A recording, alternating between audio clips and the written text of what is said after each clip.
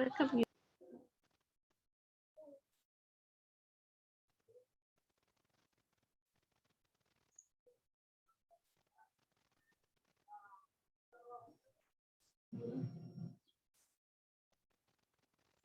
Okay, so here, nasa na yung iba, Pia?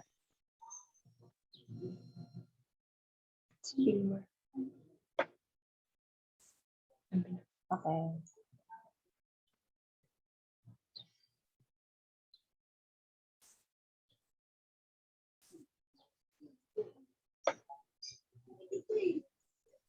Okay, so ilan na tayo?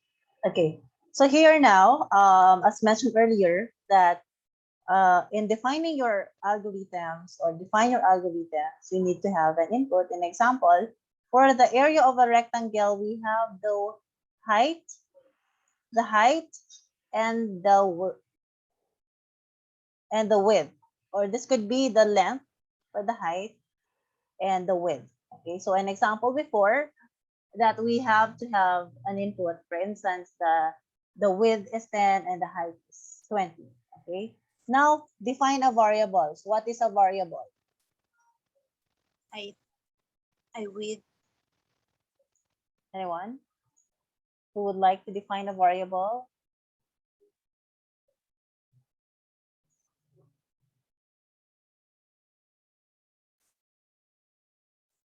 Anyone who would like to define a variable? Variable is what? Basahin yung lessons natin.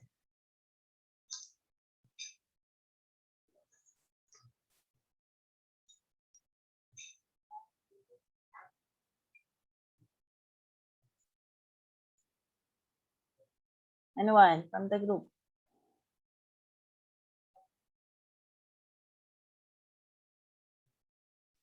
Dapat ang gawin ko.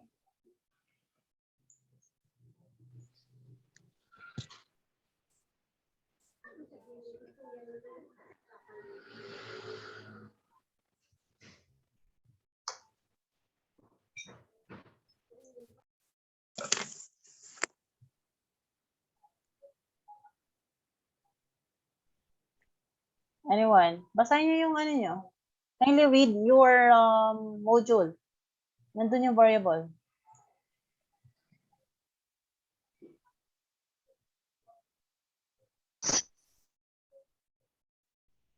You be able to see my screen? Nakikita niyo ba yung screen ko?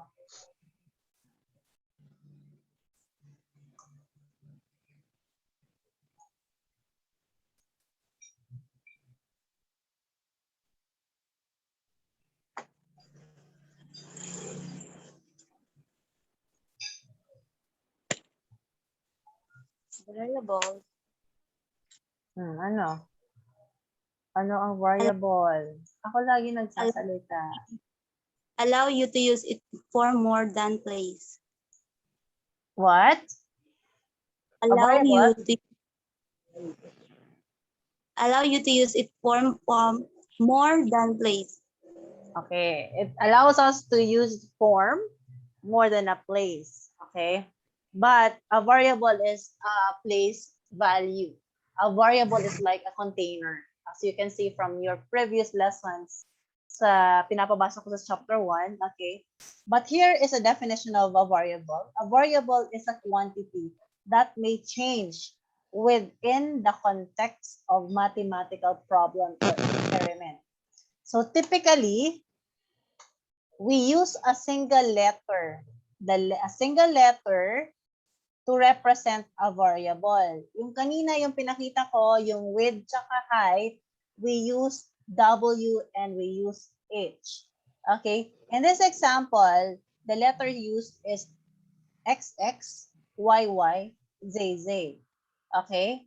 So common general symbols used for variable. Most likely X.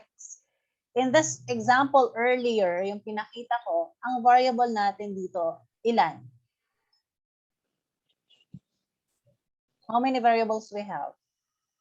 We have 3 variables. 3.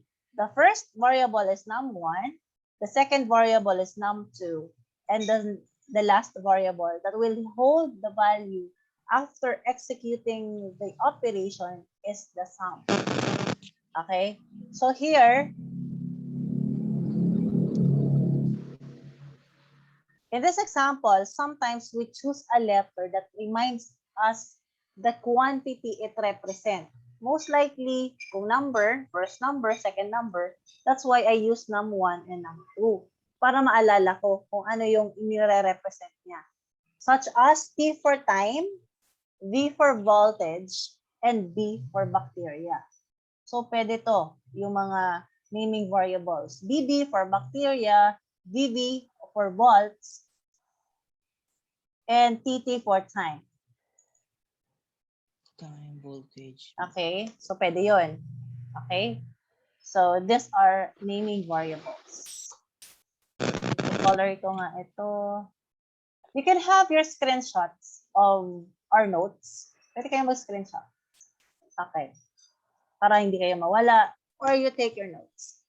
Outline the algorithm's operations. Ito yung sinasabi ko. Outline the algorithm operations. Use input variable for computation. Purpose. Example, to find the area of a rectangle. Now, our formula would be, anong formula natin? Ano magiging formula natin? Anyone? Anong formula natin? We're going to multiply the height and the width. Okay? And ang variable nito, pangatlong variable nito is the area for the rectangle. So again, we have three variables, the height, the width, and the area. Okay, we have three variables. Outline the algorithm operations.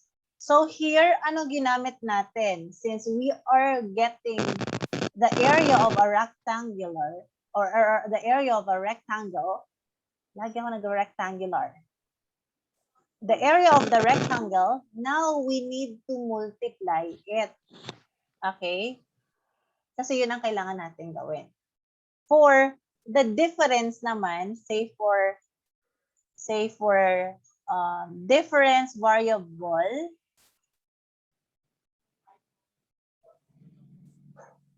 for the difference variable, sa halimbawa ang kukunin natin na difference is x minus y. Of course, when we are referring to difference, ang gagamitin na nating operation is subtraction. Okay? So let's move now. Is this clear for this number 3, step number 3? Let's move now with step number 4. Again, pwede po magtanong kung mabagal, mabilis si ma'am. Okay? Output the results of your algorithm operations. In case the output will be the value stored in area. Okay? Ito yung area natin. Okay? And if the input variable describes a rectangular or rectangle with a height and the width of 2 and 3, algorithm output of 6 because of this. Okay? What is the value of h daw, dear? What is the value of h? What is our h? 30. 30 ka dyan. Dito sa example 20. natin, yung kanina natin 20. is 20 and 10. 20. Okay, ngayon meron tayong tawag nito. We have here a new value. Nakikita niyo yung new value natin? Na-highlight ko? Kita ba? 2 and 3. Okay? Now, we're going to get the 2 and put it for h or height. So, 2.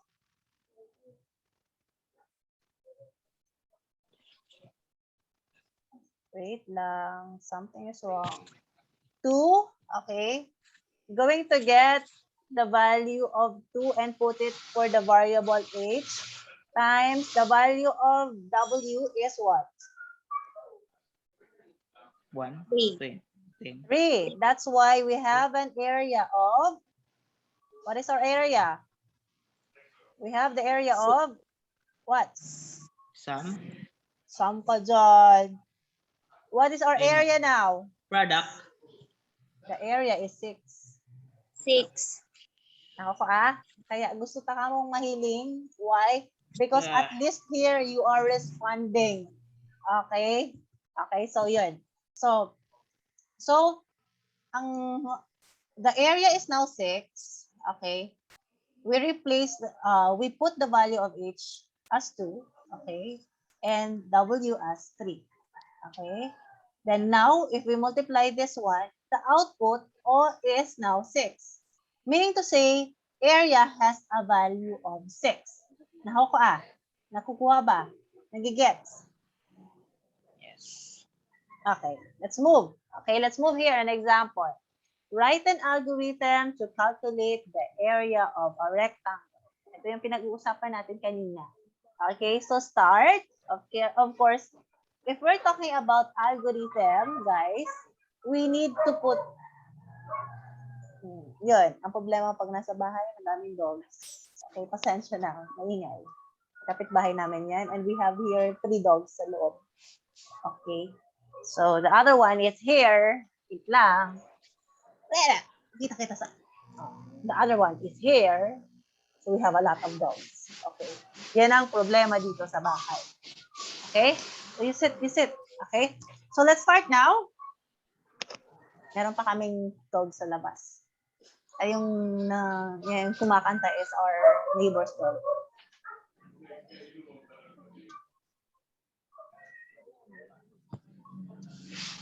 Okay, so let's start now. Hindi ko alam kung paano kaingay yung background.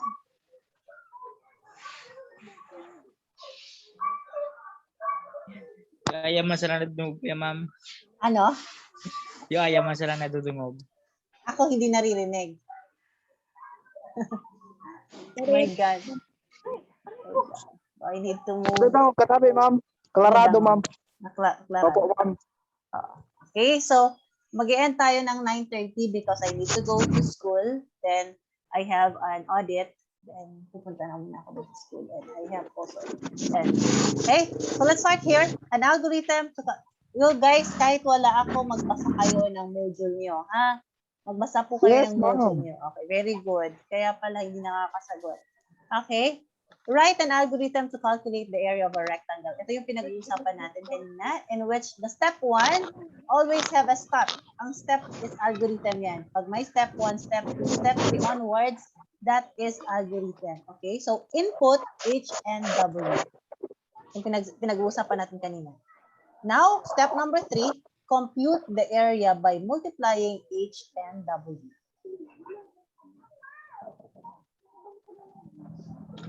Then, step number 4. Okay, step number 4. Diba? Step number 4 tayo. Operations yung number 3. Operation yung number 3. Okay? The number 1, define your algorithm input. That's why we have here to start. Number 2, define the variables. For number 2, input H and W. For number 3, compute, meaning to say, number 3, outline the algorithm's operations.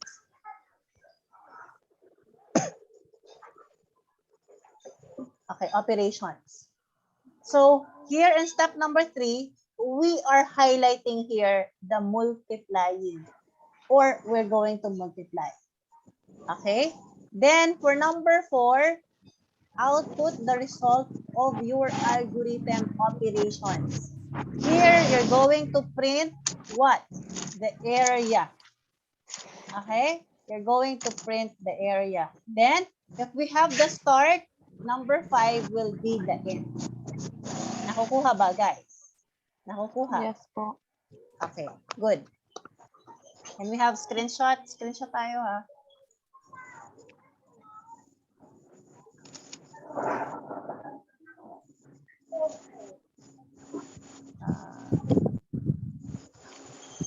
Okay, sabi daw dito sa messenger natin, mahina daw yung signal. That's why, nagre-record po ako para meron po kayong mabalikan. Okay? Para meron po kayong mabalikan. Okay? Saan na ba ako? Okay? In this example, okay, example number 2, write an algorithm that calculates the sum of two numbers entered by the user and display the result. Okay, number 1, start. Step number 2, ito yun ang pinagsasabi ko kanina, enter number 1 and number 2. Okay, then perform the sum of two numbers using the equation.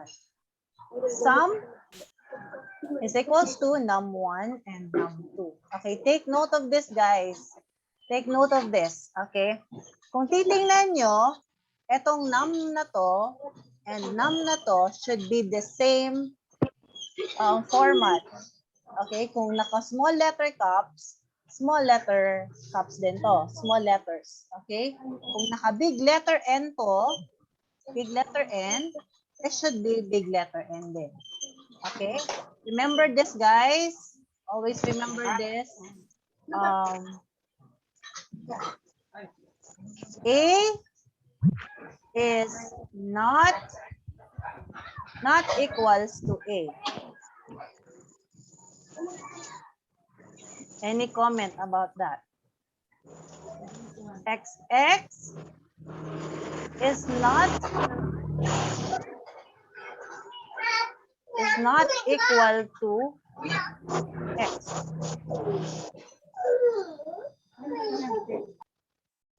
A is not equal to B. Diba? Kita naman natin to na hindi talaga to congruent. Any reactions? Any reactions?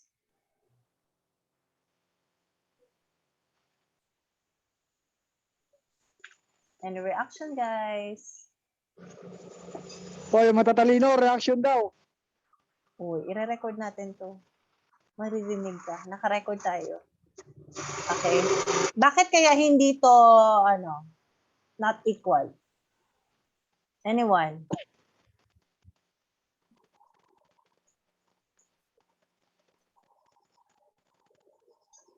Anyone? React. React po. React. React, guys. Bakit hindi equal? Because of case sensitive. Okay? Alam natin na big letter A is not equals to small letter A. Kaya kung ang gagawin natin, if we do the program, naka-small letter N to at naka-big letter N to, there will be an error. Because again, this one is not equals to this one. Kita nyo naman, di ba? Ang difference. There would be a syntax error. But if you're going to do the uniform small letter N, and with this one, meaning to say, it is the same. It is equals. So we have here, num2 is equals to num2. Okay? Or we have here, num2 is equals to num2. And this one is not equal. Not equal.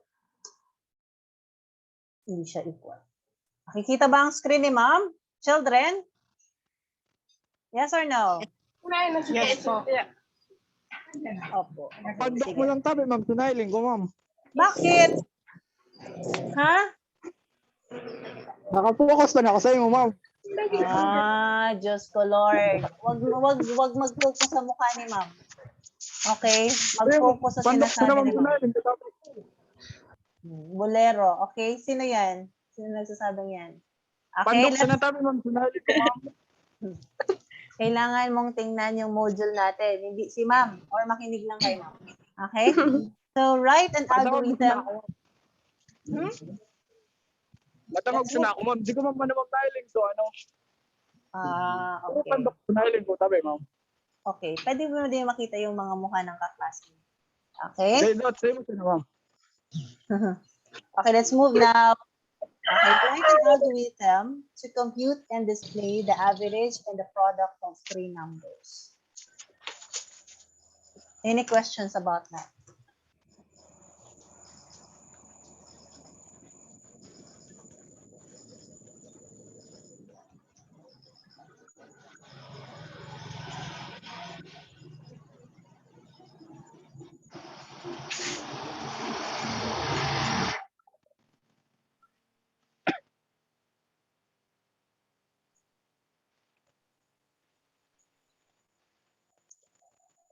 Ay.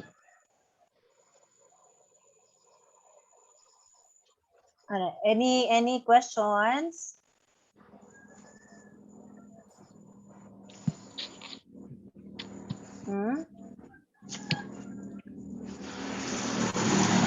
Ma'am, pa na natapin mailing yung lesson mo yan, ma'am. Ang alam ko, nakashare ako ng screen. Kaya hindi lang mukha ko yung nakikita niyo. Diba? Di man, ma'am. Dina, nakikita mo ba?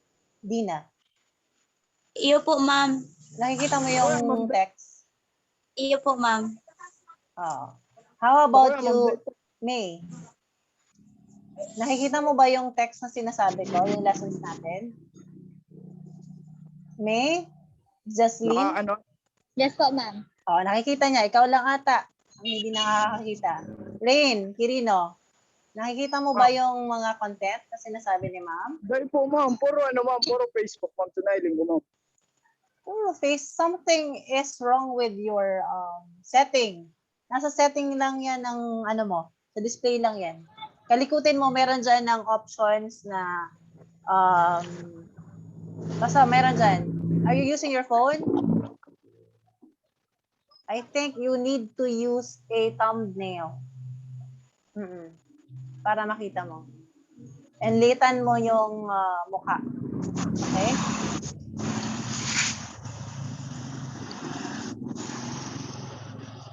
Okay, so here, may ipopost akong question sa Google Classroom natin. Okay? Or gusto nyo bang mag-send dito sa Messenger? Baka kasi hindi ko ma-checkan isa-isa. Okay. Okay.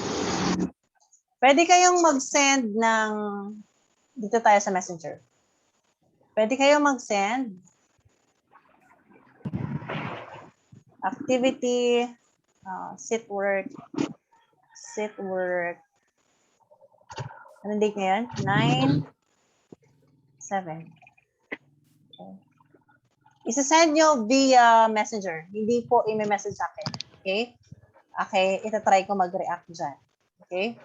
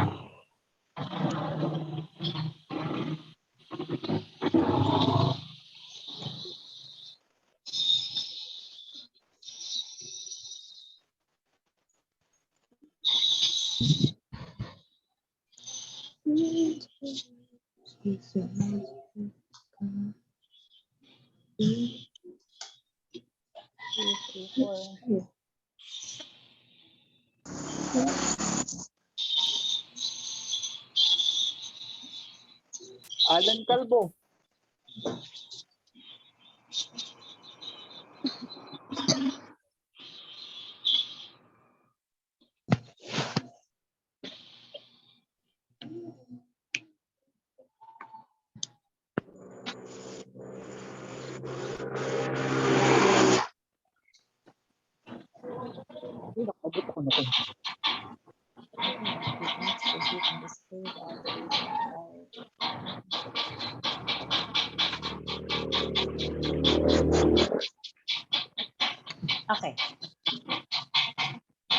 Sino yung ano?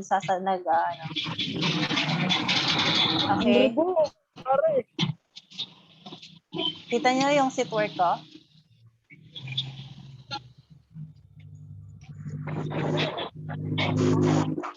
Kita niyo po ba yung sit work ko? Sit work Sige po, ma'am. 9.7, write an algorithm to compute and display the average of 5 subjects, namely Math, English, Science, AP, and Filipino. Okay.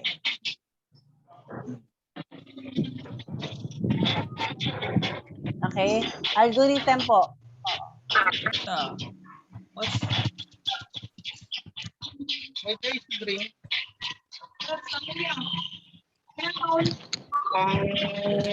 You get your paper. Kuha kayo ng paper, then you write your name. So, ang nalagay no name, ang nakalagay sa paper is name. Pakimute po yung sounds nyo. Maingay. Maingay. Parang nagsasalita si nanay. Tsaka parang merong nag-welding. Pakimute po. Pakimute. Okay, name, subject.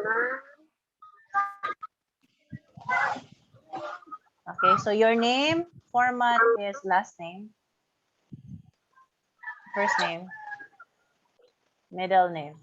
Then subject is CC102. Okay. Pwede nyo pong isulat ito sa paper. Kung anong paper meron kayo dyan, or notebook. Then send your answer in this GC. Okay? Meron din akong gagawin na i-send nyo po sa i-send nyo po sa Google Classroom. Okay? So, pwede kayong mag-submit dito. At gi-grade din po ako dun sa Google Classroom. Okay? Sa Google Classroom, pwede nyo i-type. Pwede nyo i-type. Ma'am, sabi. Yes. Ma'am, pwede po ba nyo na po mag-submit mo? Yung ano lang, barangay ma'am, nakamunta ko lang po ako. Hindi po ako nakadaan papel mo. Okay, pwede naman sigurong i-type dito. Ano yung ano nyo. Huwag mo siya, okay? Tapos meron pa akong pwede nyo i-type yung sagot, basta you write your name, the format. Okay? Pwede nyo i-type. Yung may paper dyan, okay, pwede kayong magsulat sa paper, then submit me a copy of your picture of your sit work. Kung sa Google Classroom naman, pwede kayong mag-type doon. Okay? Kung sisend ako ng Google Classroom, ito sit work lang to, but with the Google Classroom, individual yon. Individual. Okay?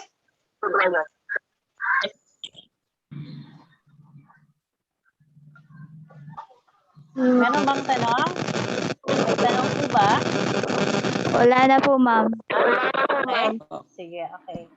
So, yun. Okay, submit May here. natutunan na ba lahat? May natutunan ba kayo ngayon? May natutunan na ba lahat? You try to review my video on YouTube, then I will try to upload this class today para po yung hindi mo ka-online, hindi na ako uulit, at ito na lang yung papanoorin nyo via YouTube. Okay, you're going to watch the video via YouTube. Then we will be continue taking up our lessons. Okay, so bye for now. I need to go to school. Then I'll see you around. Okay? Bye. Goodbye, ma'am. Bye, ma'am. Bye. Bye, ma'am.